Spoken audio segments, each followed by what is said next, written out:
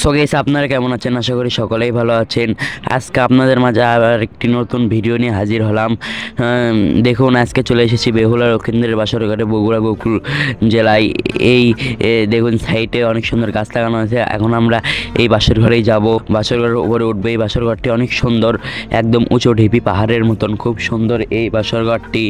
দেখুন, আমরা এখন উপরে যাচ্ছি। দেখুন, এই দিক দিয়ে সিঁড়ি আছে, এই সিঁড়ি দিয়েই মূলত উপরে যেতে হবে।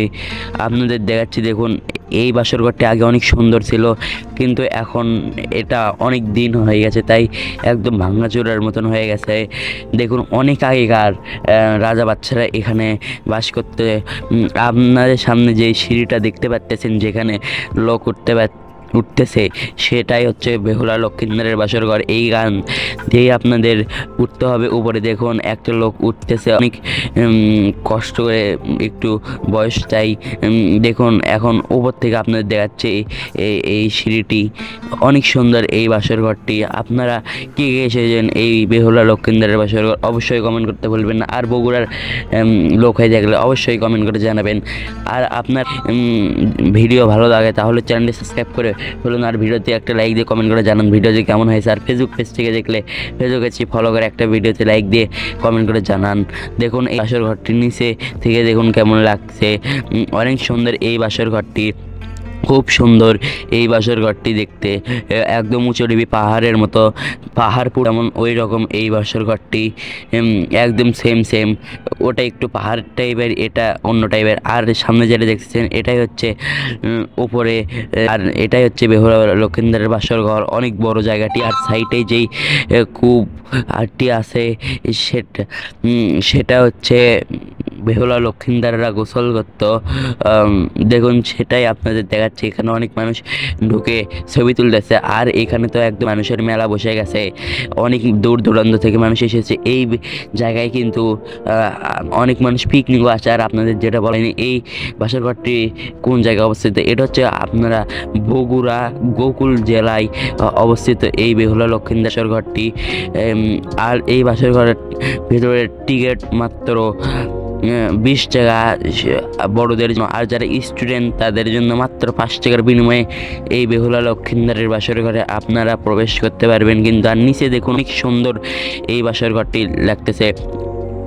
দেখুন, অনেক সুন্দর এই নিচের জায়গাটি। আর দেখুন, এটাই হচ্ছে বাসর ঘর, যেখানে কয়েকটি ছেলে মেয়েরা দাঁড়িয়ে আছে।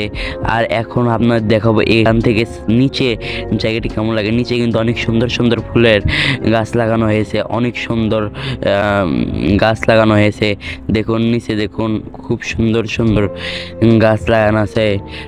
দেখুন নিচেও কিন্তু অনেক বড় জায়গা, এটা বেশি বড় না, কিন্তু একদম ঘোরার মতন জায়গা। আপনারা এখানে এসে পিকনিকও করতে পারবেন, হাসেল আছে, অনেক কিছু আছে। আপনারা যদি কেউ আসতে চান, কিভাবে এখানে যোগাযোগ করবেন, তাহলে আমাকে কমেন্ট করবেন। আমি আপনাদের কর্তৃপক্ষের সাথে আপনাদের কথা বলে দেবো, কর্তৃপক্ষের সাথে আপনার কথা বলে দেব। আর আপনাদের যদি ভিডিও ভালো লাগে তাহলে সাবস্ক্রাইব। এই জায়গাটি কিন্তু অনেক সুন্দর, আপনারা এসে ঘুরে যেতে পারেন।